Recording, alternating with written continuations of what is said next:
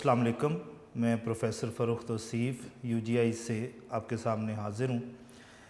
पिछले लेक्चर में हम लोगों ने अपना जो पहला चैप्टर था उसको कंक्लूड कर लिया। वो हमारा चैप्टर जो है वो ख़त्म हो गया। उसमें आखिरी जो टॉपिक हम लोगों ने पढ़ा था वो कानून आज़ादी हिंद, लॉ ऑफ इंडिपेंडेंस जो था उस पर डिस्कशन की थी। उसमें हम लोगों ने ये बताया था कि वो लॉ कब जो है वो बरतानवी पार्लियामेंट से मंजूर हुआ और उसमें कौन कौन सी शराइत जो हैं वो रखी गई थी सब कॉन्टिनेंट को आज़ाद करने के बारे में।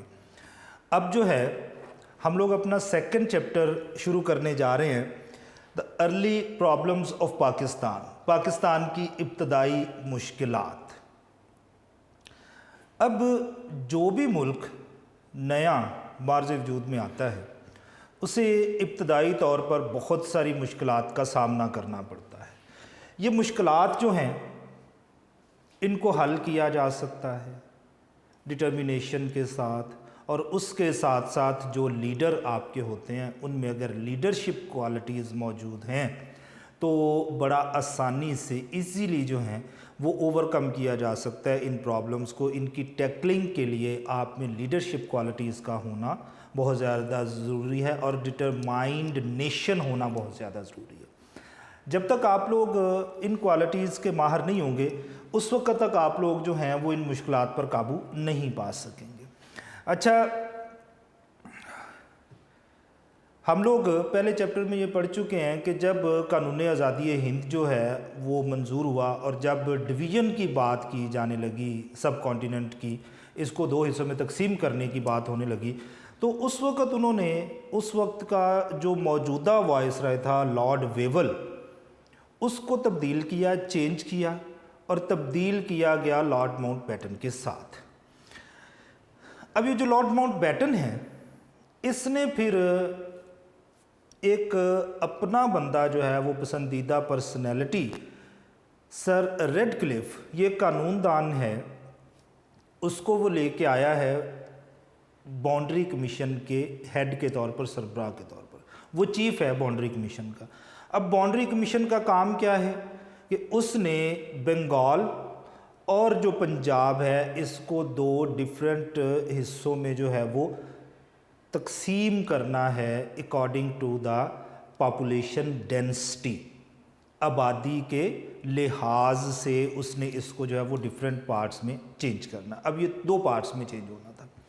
अब हम आगे देखते हैं कि क्या रेडक्लिफ जो है उसने पाकिस्तान को उसके सारे के सारे वो इलाके जहाँ पर मुस्लिम पॉपुलेशन ज़्यादा थी हैंड ओवर किए या नहीं किए, और अगर नहीं किए तो उसका रिज़ल्ट्स, उसके नताइज, उसके आउटकम जो हैं वो हमें क्या भुगतने पड़े।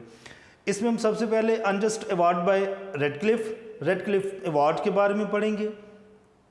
कश्मीर इशू, मसला कश्मीर है, एडमिनिस्ट्रेटिव प्रॉब्लम्स हैं, इंतज़ामी मुश्किलात हैं, अराइवल ऑफ रेफ्यूजीज़, महाजरीन की आमद है, डिवीज़न ऑफ एसेट्स, असासों की तकसीम है, डिवीज़न ऑफ आर्म्ड फोर्सेस, फ़ौज और फ़ौजी असासाजात की तकसीम पढ़ेंगे। कैनाल वाटर, नहरी पानी का मसला है, या इसे हम लोग रिवर वाटर या दरियाई पानी का मसला जो है वो भी कहते हैं। इस पर हम लोग पहले डिस्कस करेंगे, फिर अगले टॉपिक की तरफ जो है वो हम लोग जाएंगे। इसमें हम लोग जो मसला कश्मीर है, dispute of the different states, जिसमें सबसे बड़ी स्टेट जो है वो जम्मू एंड कश्मीर थी, उस पर डिस्कशन करेंगे। इसके साथ साथ हैदराबाद, दक्कन, जूनागढ़ और मुनामदर पर जो है वो हम लोगों ने डिस्कशन करनी है कि इन स्टेट्स का इल्हाक से, एनेक्सेशन के हवाले से किस किस्म के इश्यूज़ जो हैं वो हमें बर्दाश्त करने पड़े हैं। सबसे पहले हम लोग सर रेडक्लिफ के बारे में पढ़ लेते हैं कि उसको अनजस्ट अवार्ड या गैर मुनसिफाना जो है वो अवार्ड क्यों कहा जाता है, इस हवाले से डिस्कशन करेंगे। जो फार्मूला था, अकॉर्डिंग टू दैट फार्मूला तय ये हुआ था कि जो बंगाल और पंजाब है इसको दो हिस्सों में तकसीम किया जाएगा। They must be divided into two different parts. One will be handed over to Muslims in Pakistan and other will be handed over to the Indian government. एक पाकिस्तान में आएगा मुसलमानों के पास, दूसरा जो है वो हिंदूज़ के पास انڈیا کا حصہ جو ہے وہ بن جائے گا۔ اب یہاں پر جو ہے پہلے جو ایک فارمولا باؤنڈری کمیشن میں طے ہوا تھا، ایک میپ باقاعدہ بنا ہوا تھا، اس میں لائن لگا دی گئی کہ کون کون سے ایریاز جو ہیں وہ پاکستان کے حصے میں آئیں گے اور کون کون سے جو ہیں وہ ہندوستان کا حصہ بنیں گے، پنجاب اور بنگال دونوں میں۔ بنگال میں ہمیں ایز سچ بہت زیادہ مشکلات کا سامنا نہیں کرنا پڑا، کیونکہ وہاں پر جو انڈیا ہے، ہندوستان ہے، اس کے کچھ بہت زیادہ تحفظات موجود نہیں تھے، لیکن یہاں پر پنجاب میں جو ہے وہ ہندوستان کی بہت بڑی لالچ جو ہے وہ انوالو تھی، وابستہ تھی، اور وہ کیا تھی؟ ہندوستان جو ہے وہ یہ چاہتا تھا کہ جو اس وقت کی سب کانٹیننٹ کی سب سے بڑی سٹیٹ تھی جموں اینڈ کشمیر، وہ ہندوستان کا حصہ بنا دی جائے، وہ ہندوستان کا حصہ بن جائے۔ اس کے لیے انہیں ایک لینڈ روٹ کی ضرورت سی، زمینی رستہ انہیں جو ہے وہ درکار تھا۔ اب اس زمینی رستے کے لیے جو ہے وہ پھر یہ کوششیں جو ہیں وہ کی گئیں، اور اس طرح سے جو ہے وہ ہمارے لیے معاملہ خراب ہوا۔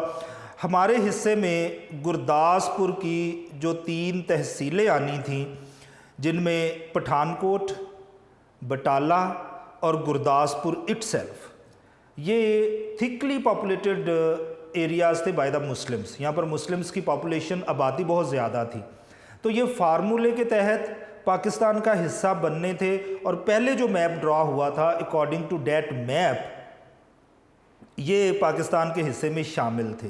اسی طرح سے فیروز پور جو ہے اس کی ایک تحصیل زیرہ، یہ بھی پاکستان کا حصہ تھی فارمولے میں، لیکن ان 4 تحصیلوں کو، ڈسٹرکٹس کو بعد میں سر ریڈ کلف نے جو ہے ایک نئی لائن بنا کے، ایک نئی باؤنڈری بنا کے تو ہندوستان کا حصہ بنا دیا۔ اب اس سے ہمیں 3 میجر ایشوز جو ہیں ان کا سامنا کرنا پڑا۔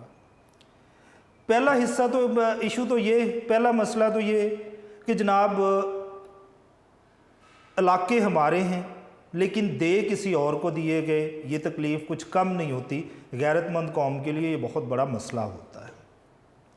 دوسرا ایشو یہ کہ یہ چونکہ تھکلی پاپولیٹڈ ایریاز تھے بائی دا مسلمس، مسلمانوں کی بہت بڑی تعداد ان علاقوں میں رہتی تھی، تو جب یہ علاقے ہینڈ اوور کر دیے گئے انڈینز کو، ہندوستان کو دے دیے گئے، تو اس کا نتیجہ یہ نکلا کہ یہاں سے بہت لارج سکیل پر مائگریشن کی گئی by the Muslims towards Pakistan. In areas سے بہت بڑی تعداد میں لوگ جو ہیں وہ پاکستان کی طرف ہجرت کر کے آئے، اور مہاجرین کو ارلی ڈیز میں سنبھالنا، جس وقت ابھی آپ کی سٹیٹ جو ہے وہ نئی ہے، بنی ہے، اور آپ کو اگر کروڑوں کے حساب سے، لاکھوں کے حساب سے لوگوں کو سنبھالنا پڑے، تو وہ کافی زیادہ مشکل حالات ہمارے لیے ہو گئے۔ تیسرا ایشو یہ ہوا کہ پٹھان کوٹ جو ہے یہ انڈین پنجاب کو کنیکٹ کرتا تھا ود جموں اینڈ کشمیر، یہ واحد لینڈ روٹ ہے جس کے ذریعے انڈیا جو ہے وہ جموں اور کشمیر کے ساتھ کنیکٹڈ ہے۔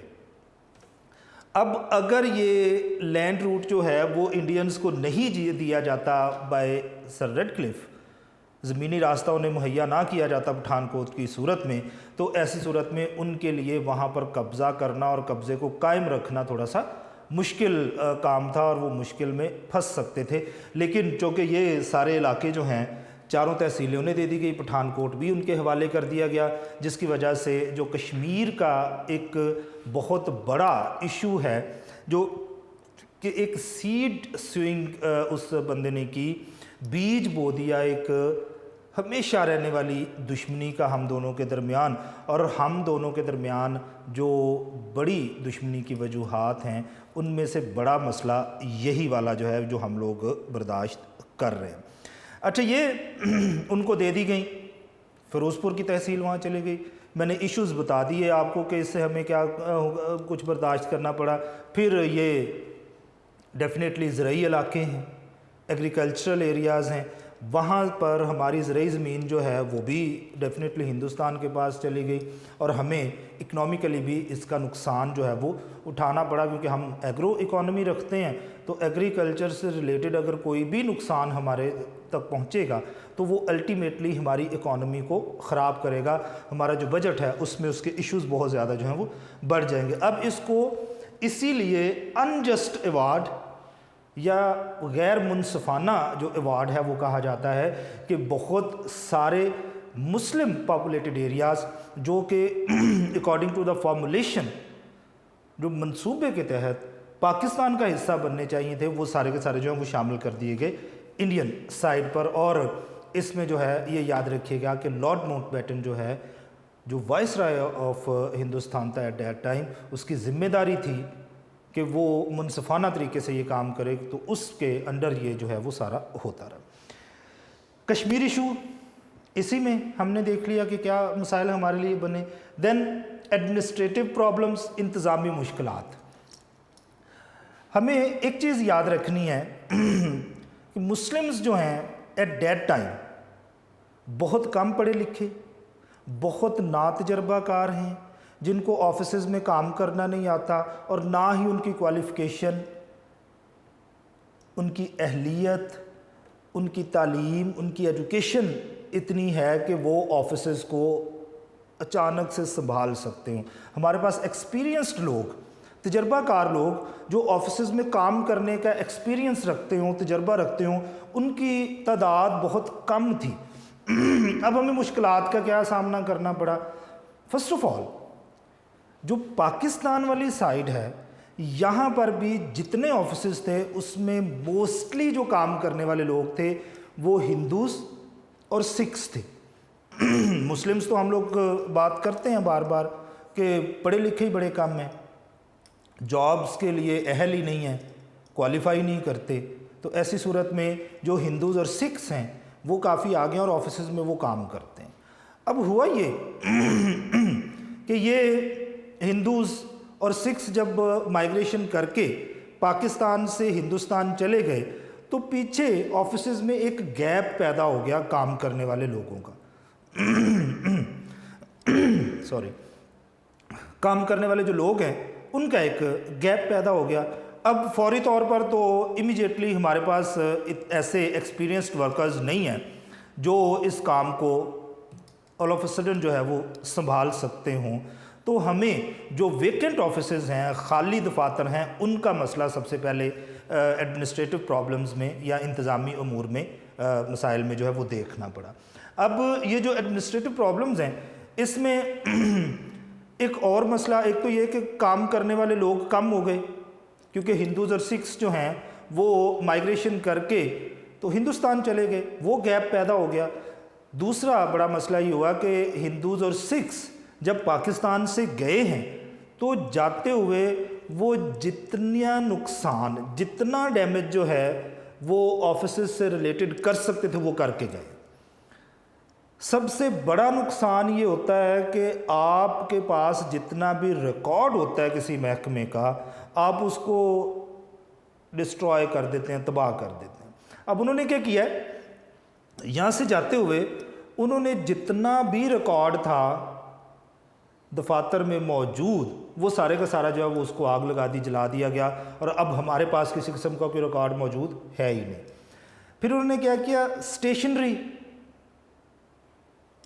دوسری امپورٹنٹ چیز جو آفس میں استعمال ہونی ہے، ریکارڈ جس پر بننا ہے، وہ اسٹیشنری جو ہے وہ جلا دی گئی یا وہ ساتھ لے گئے۔ اور اس وقت کی سب سے زیادہ آفس میں استعمال ہونے والی جو مشین ہے ٹائپ رائٹر، جس کے بغیر آفس کا کام نہیں چلتا تھا، وہ ٹائپ رائٹرز جو وہ لے کے جا سکتے تھے وہ لے گئے، اور جو لے کے نہیں جا سکتے تھے ان کو اس طرح سے ڈیمیج کیا کہ وہ دوبارہ سے قابل استعمال ہو، وہ ری یوز ہو ہی نہ سکے، آپ ان کو ریپیئر کروانا بھی چاہیں تو نہ کروا سکیں۔ یہ مسائل جو ہیں وہ آفیسز میں ہمیں برداشت کرنے پڑے۔ اب without office machinery, without office stationery, without experienced workers, آپ لوگ اپنے آفیسز کو کس طرح سے چلائیں گے، کس طرح رن کریں گے؟ یہ سارے وہ لوگ تھے، یہ وہ چیزیں تھیں جن کے دم پہ یہ سارا کچھ چل رہا ہے۔ اب اس میں پھر ہمارے جو لوگ ہیں فرنیچر تک جو ہے وہ جلا دیا گیا، تو زمین پر بیٹھ کر بھی لوگوں کو کام کرنا پڑا۔ اچھا، اگر آپ انڈسٹری کی بات کریں تو پاکستان میں اسٹیبلشڈ جتنی بھی انڈسٹریز تھیں ان میں سے موسٹلی سکھس اور ہندوز کی تھیں۔ اب وہ بھی مائیگریٹ کر گئے، یہاں سے چلے گئے۔ اب جب وہ یہاں سے چلے گئے تو جاتے ہوئے بات پھر وہی ہے کہ جو مشین وہ کیری کر سکتے تھے، لے جا سکتے تھے، وہ لے گئے، اور جو لے کے نہیں جا سکتے تھے اس کو اتنا زیادہ تباہ کر دیا، اس میں سے پارٹس پرزے نکال لیے گئے تاکہ یہ قابل استعمال نہ رہ سکے، اور انڈسٹری کو جو ہے وہ نقصان پہنچانے کی اس طرح سے بھی کوشش بہت زیادہ اور بہت بڑے انداز میں جو ہے وہ کی گئی۔ اب یہاں پر ہم نے دیکھا کہ ایڈمنسٹریشن میں آفیسز ہی نہیں بلکہ جو انڈسٹریل سائیڈ ہے اس کو بھی خراب کرنے کی جتنی کوشش کی جا سکتی تھی وہ ہندوز اور سکھس کی طرف سے کی گئی۔ اب مشین اگر آپ کیری نہیں کر سکتے تو انہوں نے کیا یہ کہ اتنا زیادہ ڈیمیج کر دیا جائے کہ کسی بھی صورت وہ اس کو استعمال نہ کر سکیں، اس کے پارٹس پرجا جات جو ہیں وہ اس سے نکال لیے گئے، جس سے ہمیں بہت زیادہ مشکلات کا سامنا کرنا پڑا۔ دین ارائیول آف ریفیوجیز، یہ ایک نئی بننے والی جو اسٹیٹ ہے اس کے لیے اتنی بڑی تعداد میں ریفیوجیز کا، مہاجرین کا آنا اور ان کو سنبھالنا جو ہے وہ بہت زیادہ مشکل کام تھا۔ 1,25,00,000 کے قریب مہاجرین کے بارے میں کہا جاتا ہے کہ وہ یہاں پر آئے ہیں، اور بہت سارے مہاجرین ایسے بھی ہیں جو اس زمانے میں رجسٹر نہیں ہو سکے، یعنی اس سے تعداد کہیں زیادہ ہو سکتی ہے۔ یہ رجسٹرڈ ہیں، یہ وہ لوگ ہیں جو کیمپس میں موجود تھے، جن کا نام وغیرہ جو ہیں وہ ہمیں مل جاتے ہیں، ریکارڈ تھا۔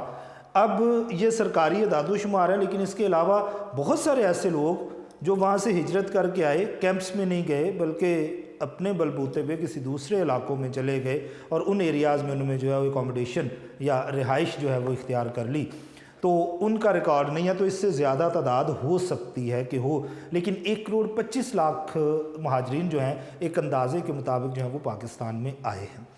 اب غریب ملک اور وہ ملک جو ابھی نیا نیا بنا ہے، اس ملک کے لحاظ سے اتنے بڑے ریفیوجیز کو سنبھالنا، مہاجرین کو سنبھالنا مشکل ہے، ٹیکل نہیں کر سکتے ہم لوگ۔ اب اس میں ایشوز ہیلتھ، صحت کے، فوڈ، خوراک کا مسئلہ ہے، ایجوکیشن کا مسئلہ ہے، شیلٹر کا مسئلہ ہے، پناہ گاہیں بنانی ہیں ہمیں ان کے لیے، تو اتنی بڑی تعداد میں ہمارے لیے مسائل تو ہیں۔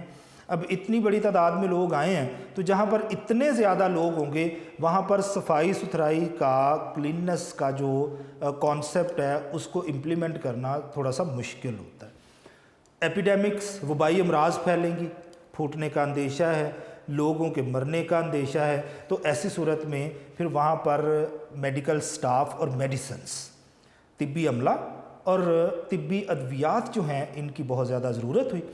سب سے پہلے ان کو شیلٹر پرووائڈ کرنا ہے، پناہ گاہ دینی ہے جہاں پر یہ اپنا سر چھپا سکیں، تو ایسی صورت میں ٹینٹس کی ضرورت ہے، خیمے ہمیں چاہیے، پھر بلینکٹس، کمبل چاہیے، اب بستر کی ضرورت ہے، خوراک کی ضرورت ہے، ہمیں ان لوگوں کو پھر اکاموڈیٹ کرنا ہے، کسی جگہ پر کھپائیں گے ہم ان لوگوں کو۔ یہ ایک بہت بڑا ایشو جو ہمیں فیس کرنا پڑا ایٹ دیٹ ٹائم، ہمارے لیے اس کو فیس کرنا جو تھوڑا سا مشکل ہوتا چلا گیا۔ اور ریفیوجیز جو ہیں ان کی جتنی بڑی تعداد میں لوگ یہاں پر آئے ہیں، اتنی بڑی تعداد میں ان لوگوں کو ہمارے لیے سنبھالنا تھوڑا سا مشکل تھا، لیکن ہماری جو management,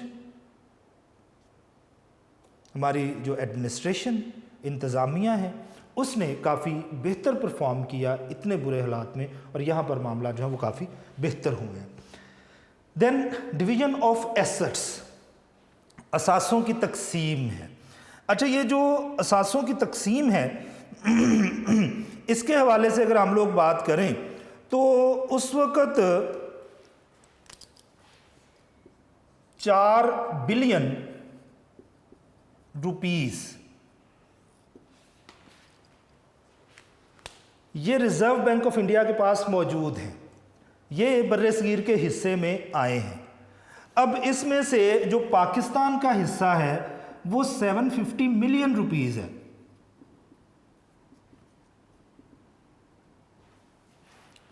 4 billion reserve bank of India کے پاس ہیں، برٹش گورنمنٹ کے پڑے ہیں، برطانوی حکومت وہاں پہ چھوڑ کے گئی ہے. اب ڈیسائیڈ یہ ہوا کہ یہ جو 4 بلین کے ریزروائر پڑے ہیں، ذخائر پڑے ہوئے ہیں ان کے پاس، ریزرو بینک آف انڈیا کے پاس، اب اس کو جو ہے وہ تقسیم کیا جائے گا پاکستان اور ہندوستان کے درمیان. کہا یہ گیا کہ 750 ملین روپیز یہ پاکستان کے حصے میں آئیں گے، باقی جو ہیں وہ ہندوستان کے حصے میں آئیں گے. ہم نے اس کو ایکسیپٹ کیا کہ ٹھیک ہے ہمارا حصہ اگر اتنا بنتا ہے تو ہمیں ملنا چاہیے. لیکن ہوا یہ کہ 200 ملین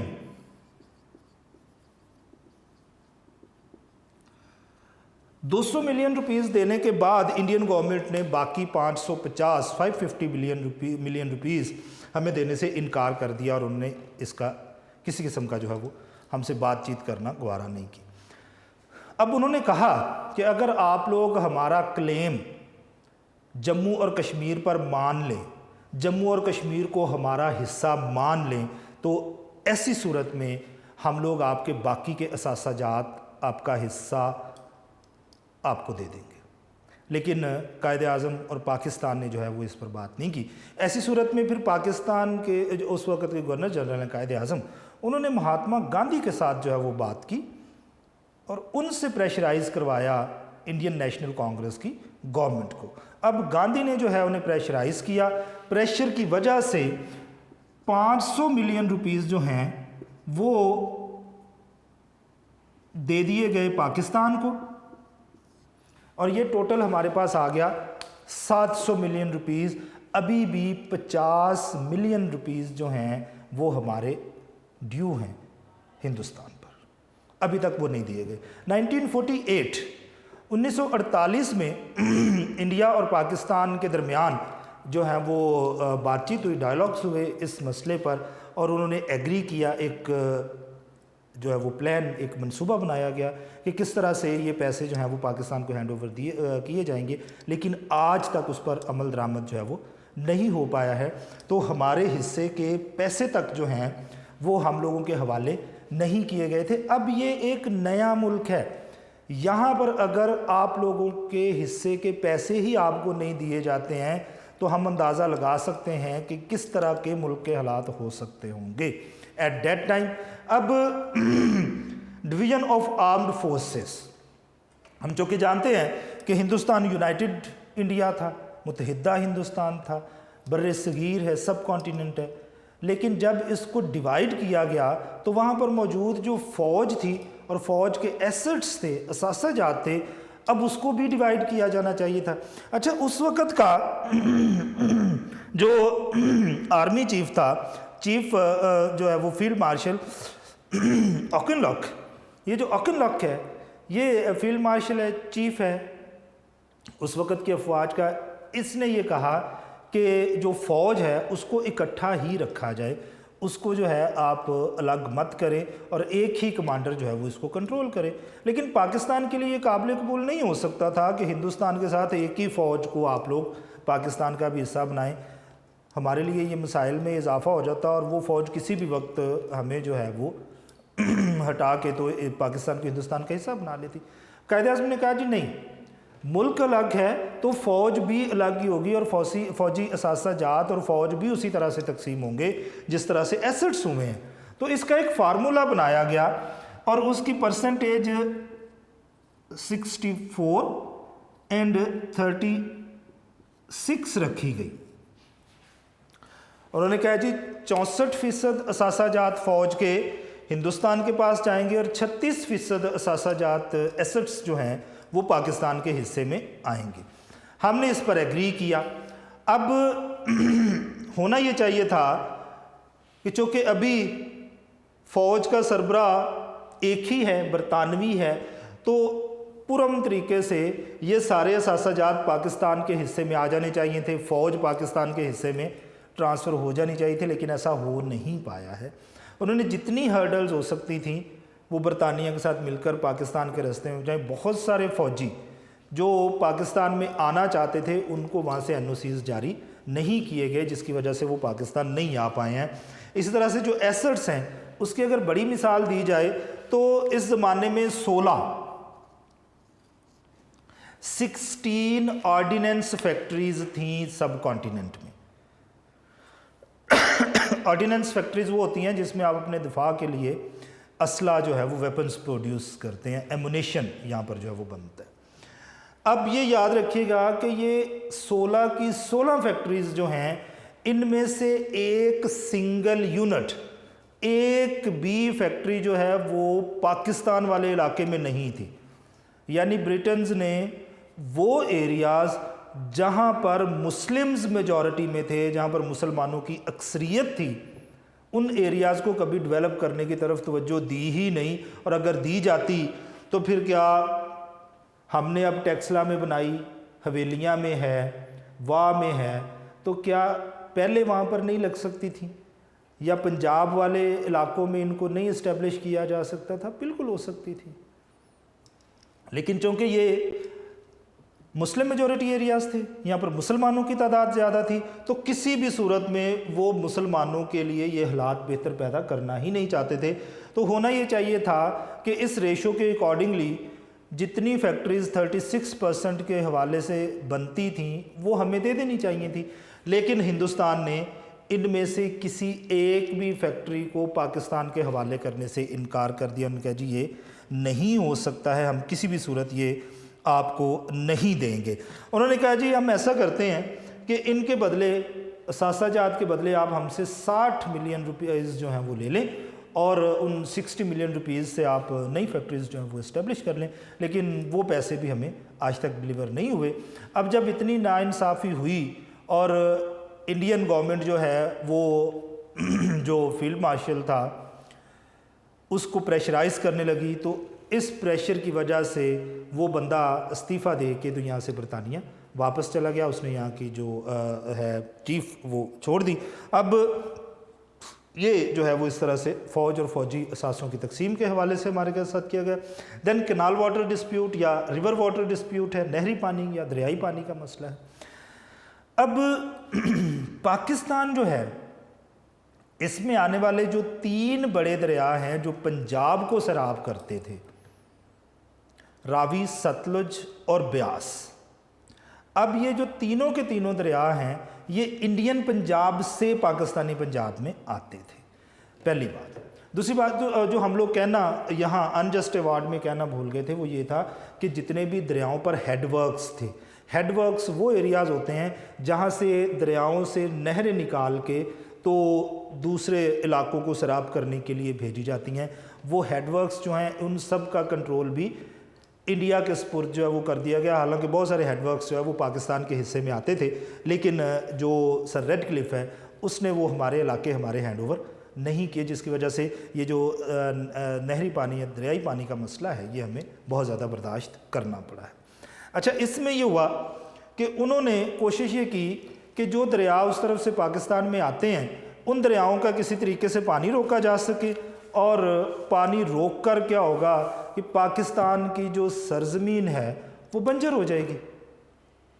اب یہ ایک بہت بڑا ایشو ہے کہ جناب اگر ہم لوگ یہ پانی پاکستان تک نہیں جانے دیں گے، پاکستان کی زمینیں جو ہیں وہ سیراب نہیں ہو سکے گی، اریگیٹ نہیں ہوں گی، تو ایسی صورت میں ڈیفینیٹلی پاکستان جو ہے اس کو فصلوں میں جو ہے وہ بہت زیادہ نقصان اٹھانا پڑے گا اور وہاں پر ایک فیمائن کی صورتحال، قحط کی صورتحال جو وہ پیدا ہو جائے گی. تو اس لیے یہ مسئلہ جو ہے وہ کھڑا کیا گیا. اب یہ مسئلہ جو ہے یہ بڑا کھنچتا چلا گیا. ایسی صورت میں ورلڈ بینک جو ہے اس نے اس میں جمپ کیا اور بہت جو اس وقت کی دوسری بڑی کنٹریز تھیں جن میں رشیا اور امریکہ بھی شامل ہیں، برطانیہ شامل ہیں، انہوں نے پھر ہم دونوں کے درمیان جو ہے ایک ٹریٹی، ایک معاہدہ جو کروایا جس کو ہم لوگ انڈس بینک ٹریٹی یا سندھ طاس معاہدہ کہتے ہیں. یہ 1960 میں ہوا. اس کے اکارڈنگلی 3 ایسٹرن مشرقی دریا ستلج، بیاس اور راوی ہندوستان کو دے دیے گئے اور 3 جو مغربی دریا ہیں ویسٹرن ہیں جن میں چناب، جہلم اور سندھ شامل ہیں، یہ پاکستان کے حوالے کر دیے گئے۔ اب یہ 3 دریا جو ہیں ان کا پانی مکمل طور پر پاکستان استعمال کرے گا، اور اسی طرح سے جو دوسرے پہلے 3 دریا میں نے ستلج، بیاس اور راوی کا ذکر کیا ہے، ان کا پانی جو ہے وہ ہندوستان استعمال کرے گا۔ اب پنجاب کا ایک بہت بڑا علاقہ، حصہ اریگیٹ کیا جاتا تھا، سیراب کیا جاتا تھا by these 3 rivers, Sutlej, Beas and Ravi. اب جب ان کا پانی ہندوستان روک لے گا تو ہمارے لیے ان دریاؤں کے علاقے بنجر ہو جائیں گے۔ تو ہم نے پھر کیا کیا کہ 7 رابطہ نہریں، 7 لنک کینالز جو ہیں وہ کھودیں۔ اب یہ جو لنک کینالز ہیں ان کا کام یہ ہے کہ یہ جو ہمارے والے حصے کے 3 دریا ہیں، ان دریاؤں کا پانی جو ہیں وہ انڈیا والی دریا جو ہیں ان میں پھینکتے ہیں، ان کے علاقوں کو یہ نہریں جو ہیں وہ ان کی وجہ سے سیراب کیا جاتا ہے۔ تربیلا اور منگلا ڈیم جو ہیں وہ اسی کے تحت جو ہے وہ بنائے گئے۔ ہندوستان نے ہمیں پیسے دینے کا وعدہ کیا جو کہ بعد میں نہیں دیا گیا، تو پھر ورلڈ بینک جو ہے اس نے ہماری اس حوالے سے بہت زیادہ مدد کی تاکہ ہم لوگ اپنا یہ جو پانی کا مسئلہ ہے اس کو کسی طریقے سے حل کر سکتے ہیں۔ اچھا، اسی میں ایک اور ٹاپک ہے جو اکثر کویسچن جو ہے وہ آپ کو ملے گا کتابوں میں، write a note on Radcliffe award. Radcliffe award پر ایک نوٹ تحریر کریں، تو وہ ہم نے جو ہے وہ اس میں ڈسکس کر لیے، وہ آپ نے ایگزیکٹلی وہی ایکسپلین کرنا ہے جو اس میں ہے، اور یہ شارٹ کویسچن میں جو ہے وہ بعض اوقات پوچھ لیا جاتا ہے کہ جو ریڈ کلف کی 9 صافیاں ہیں اس کے بارے میں آپ کیا جانتے ہیں، تحریر کیجئے۔ اچھا، تو سیکنڈ ہمارا ٹاپک تھا ڈسپیوٹ آف دا اسٹیٹس، ریاستوں کا مسئلہ، اس پر ہم لوگ بات کر لیتے ہیں۔ اس میں ہم لوگوں نے جو ہے وہ شروع میں تھوڑی سی بات پہلے والے ٹاپک میں جو وہ کر رکھی ہے، اس لیے ہم لوگ اگلے والے میں جو ہے اس کو تھوڑا سا ڈیٹیل میں پڑھتے ہیں۔ ہم لوگ یہ جانتے ہیں کہ جو سب کانٹیننٹ ہے اس میں 635 پرنسلی اسٹیٹس تھیں، ریاستیں تھیں جو اندرونی طور پر خود مختار تھیں، اٹانومی ان کے پاس تھی۔ اب اندرونی خود مختاری کا مطلب یہ ہے کہ ریاست کے اندر کے جتنے معاملات ہیں وہ سارے کے سارے جو ہیں وہ ریاست دیکھے گی، اسٹیٹ ان کو جو ہے وہ دیکھے گی، لیکن وزارت جو دفاعی معاملات ہیں یا جو فارن افیئرز ہیں، امور خارجہ ہیں، وہ سارے کے سارے جو ہیں وہ برطانوی حکومت دیکھے گی۔ اب ان کے لیے فارمولہ کیا طے ہوا تھا کہ یہ ریاستیں جس ملک کے ساتھ چاہیں الحاق کریں گی، لیکن 2 چیزوں کا خیال رکھنا پڑے گا۔ ایک چیز کیا تھی؟ ان ریاستوں کی پاپولیشن کے بارے میں آپ کو خیال رکھنا ہے کہ اگر اس ریاست کا سربراہ ہندو ہے اور مسلم پاپولیشن زیادہ ہے تو وہ ہندوستان کے ساتھ الحاق نہیں کر سکتا۔ اسی طرح سے اگر مسلم سربراہ ہے اور ہندو پاپولیشن زیادہ ہے، ہندو آبادی زیادہ ہے، تو وہ پاکستان کے ساتھ الحاق نہیں کر سکتا۔ دوسری شرط یہ تھی کہ جس ریاست کے ساتھ آپ کی باؤنڈریز ملتی ہوں، آپ صرف اسی اسٹیٹ کے ساتھ جو ہے اپنی ریاست کا الحاق جو ہے وہ کر سکتے ہیں۔ یہ 2 شرائط پر پورا اترنا ضروری تھا۔ باقی ریاستوں کے معاملات جو ہیں وہ ٹھیک ہو گئے۔ اچھا، اس میں تیسری شرط یہ بھی رکھی گئی تھی کہ آپ الحاق اگر نہیں بھی کرنا چاہتے تو آپ ایک آزاد اور خود مختار ریاست قائم کر سکتے ہیں۔ ہمیں اس پر کوئی اعتراض نہیں تھا۔ زیادہ تر ریاستیں جو ہیں ان کا مسئلہ آسانی کے ساتھ، خوش اسلوبی کے ساتھ جو ہے وہ طے ہو گیا، اور ہمیں ان پر کوئی ایشو بھی نہیں تھا۔ ہمیں جن ریاستوں کا مسئلہ تھا ان میں 4 ریاستیں تھیں، جن میں سے حیدرآباد دکن، جوناگڑھ، منامادر اور جموں اینڈ کشمیر ہیں۔ اچھا، یہ جو حیدرآباد دکن ہے یہ بر صغیر کی سب سے امیر اسٹیٹ کنسیڈر کی جاتی تھی۔ اس وقت یہاں کا جو نواب ہے اس کے اثاثہ جات $2.25 ارب سے لے کے $2.5 ارب کے قریب تھے، یعنی یہ اتنی امیر اسٹیٹ تھی، اور سونے کے جو ان کے پاس ریزروائرز تھے ان کے بارے میں اندازہ ہی نہیں تھا کہ وہ کتنے ہیں، یعنی خزانہ بھرا ہوا ہے۔ اب حیدرآباد دکن جو ہے امیر اسٹیٹ ہے، چاروں طرف سے ہندوستان سے گھری ہوئی ہے۔ دوسری بات یہ کہ یہاں کا سربراہ مسلم ہے، لیکن پاپولیشن موسٹلی جو ہے وہ ہندو ہے، لیکن وہ جو نواب ہے یہاں کا حیدرآباد دکن کا اس سے خوش ہیں، کیونکہ وہ ان کی فلاح و بہبود کے لیے، ویلفیئر کے لیے، ان کی ترقی کے لیے بہت زیادہ کام کرتا ہے، لوگ اس سے خوش ہیں۔ وہ پاکستان سے الحاق کرنا چاہتا ہے، لیکن انڈین اور لارڈ ماؤنٹ بیٹن کے پریشر کی وجہ سے اور جو فارمولہ طے ہوا تھا اس کے تحت وہ الحاق کر نہیں پا رہا۔ اب ہوا یہ کہ یہ جو بندہ ہے اس نے پھر آزاد ریاست وہاں پر نواب نے جو ہے وہ قائم کر لی۔ اب یہ ایک امیر سٹیٹ ہے تو ہندوستان تو اس کو چاہے گا کہ اس کو اپنے قبضے میں لے لے۔ پھر 11 ستمبر 1948 کو جو ہے اس پر حملہ کر دیا گیا، اس کو چاروں طرف سے جو ہے وہ سیچ کیا گیا، سیز کر دیا گیا، محاصرہ ہو گیا اس کا، اور 17 ستمبر 1948 کو جو ہے وہ نواب جو ہے حیدرآباد دکن کا جو بادشاہ تھا اس وقت کا، اس نے، اس کی افواج نے ہتھیار ڈال دیے اور یہاں پر ہندوستان نے جو ہے وہ بائی فورس قبضہ کر لیا۔ جوناگڑھ یہ ریاست جو ہے وہ کراچی سے 480 کلومیٹر کے فاصلے پر ہے، 480 کلومیٹرز۔ یہاں پر بھی سچویشن جو ہے وہ سوائے پیسوں کے چھوڑ کر حیدرآباد جیسی ہی ہے۔ یہ حیدرآباد جتنی امیر ریاست نہیں ہے، لیکن یہاں کا سربراہ مسلم ہے اور پاپولیشن موسٹلی نان مسلم ہے۔ اس نے پاکستان کے ساتھ الحاق کا اعلان کیا، پاکستان نے اس کو ایکسیپٹ بھی کیا، لیکن لارڈ ماؤنٹ بیٹن نے اس کو جو ہے وہ ایکسیپٹ نہیں کیا اس کے الحاق کو، اور یہاں پر بھی ہندوستان نے جو ہے وہ جبراً بعد میں قبضہ کر لیا تھا۔ اور یہاں کا جو نواب ہے جوناگڑھ کا وہ بھاگ کے پھر پاکستان آ گیا، اور یہاں پر انہوں نے جو ہے وہ ایک درخواست، ایک اپلیکیشن جو ہے وہ یونائٹڈ نیشنز میں جمع کروا رکھی ہے۔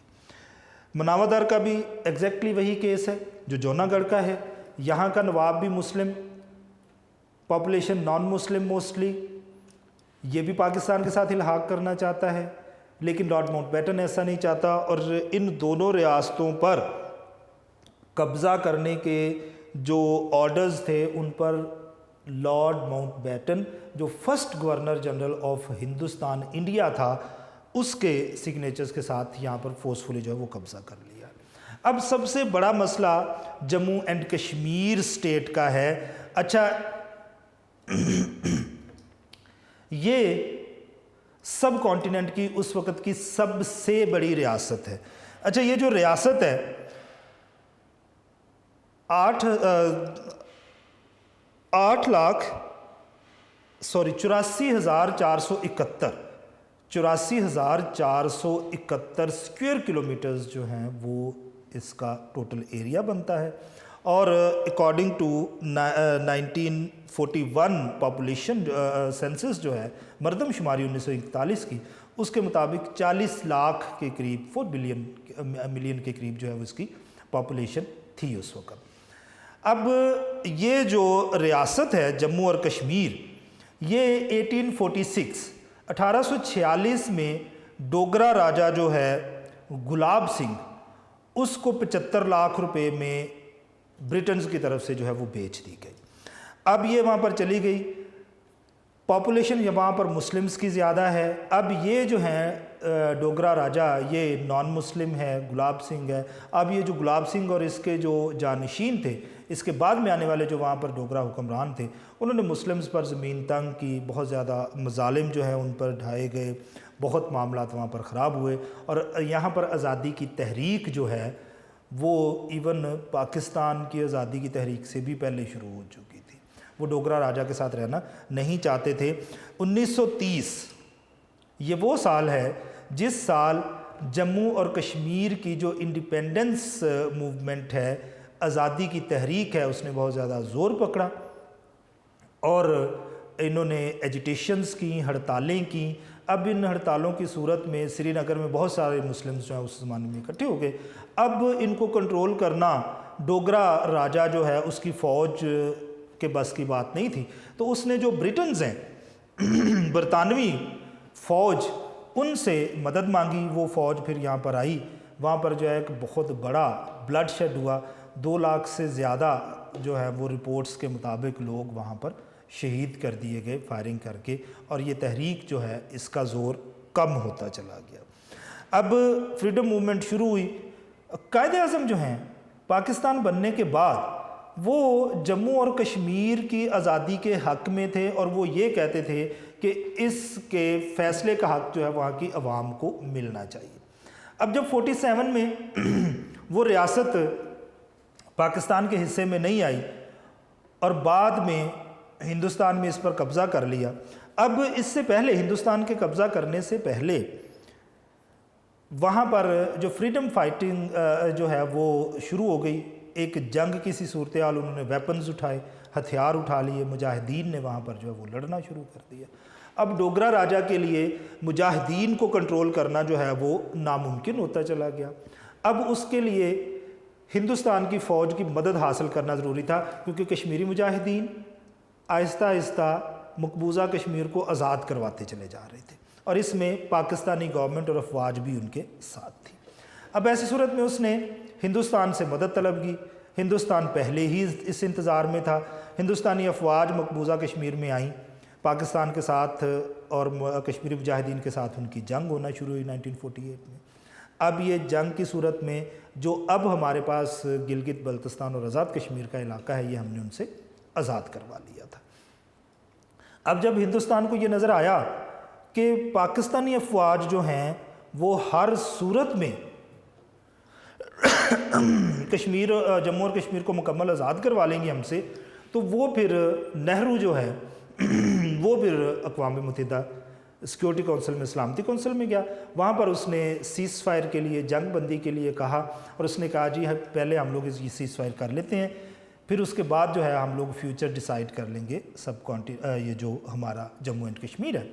अब अक़वाम मुत्तहिदा सलामती काउंसिल जो है उसकी रूलिंग्स के मुताबिक पाकिस्तानी अफवाज जो हैं उन्होंने जंग बंदी का खैर मकदम किया, जंग बंदी हो गई। अब जहाँ पर उस ज़माने में उस वक़्त फ़ौजें थीं वहाँ पर एक लाइन ऑफ कंट्रोल LOC बनाई गई। एक तरफ का इलाका कंट्रोल किया गया बाय द हिंदूज़ और दूसरी तरफ पाकिस्तानी जो हैं उन्होंने इसको कंट्रोल किया। अब फ़ैसला ये हुआ था सिक्योरिटी काउंसिल में 2 करारदादें मंजूर हुई और उन करारदादों के अकॉर्डिंगली एक किस्म के इलेक्शंस या रेफरेंडम जो है वो जम्मू और कश्मीर के दोनों साइड्स में किया जाएगा और वो अवाम जो फ़ैसला करेंगे हम लोग उसी फ़ैसले के अकॉर्डिंगली जो है वो इस कश्मीर को जो है वो रिज़ॉल्व कर लेंगे इस इशू को। करंटली भी हमारे इश्यूज़ यही हैं। 1948 में तो मुजाहिदीन के साथ मिलके हम लोग जो हैं हमने उनका साथ दिया, लेकिन इस पर हम लोग 2 जंगें जो हैं वो लड़ चुके हैं, 1965 एंड 71। इन दोनों जंगों में कश्मीर के महाज पर जो है वो जंग हो चुकी और इसी वजह से हम दोनों के दरमियान जो है वो अभी भी मसाइल बहुत ज़्यादा बढ़ते चले जा रहे हैं। अच्छा, अब हमने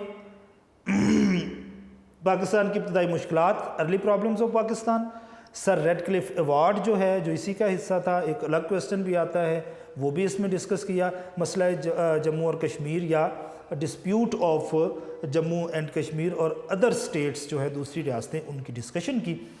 अगले लेक्चर में हम लोग दूसरे टॉपिक के साथ जो है वो दोबारा हाज़िर होंगे। तब तक के लिए अल्लाह हाफ़िज़।